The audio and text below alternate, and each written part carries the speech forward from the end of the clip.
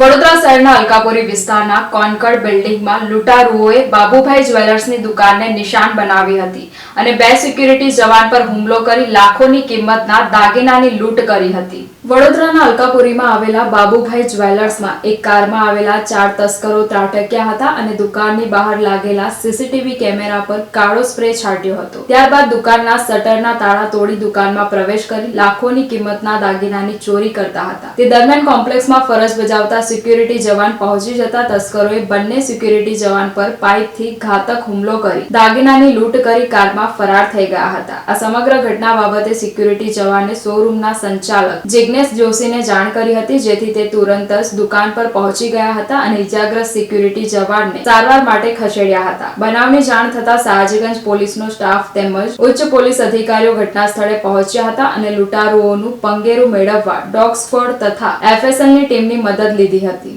અલકાપુરીમાં કોન્કર્ડ બિલ્ડિંગમાં મારી દુકાન આવેલી છે અને રાત્રે એટલે વહેલી સુમારે 3:56 આસપાસ અહીંયા 4 લૂંટારૂ આવ્યા હતા અને એ લોકો અમારા શટરને તોડી અને અંદર ગયા।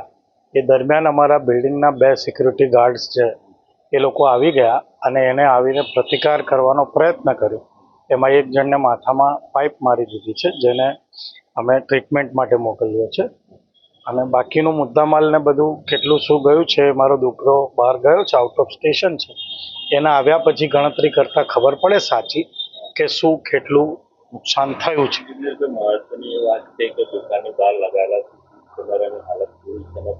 સીસીટીવી કેમેરા અને એ બધું જ એ લોકો પ્રી પ્લાનિંગથી આવ્યા હતા, એટલે સૌથી પહેલાં એ લોકોએ સીસીટીવીના કેમેરાની તોડફોડ કરી નાખી।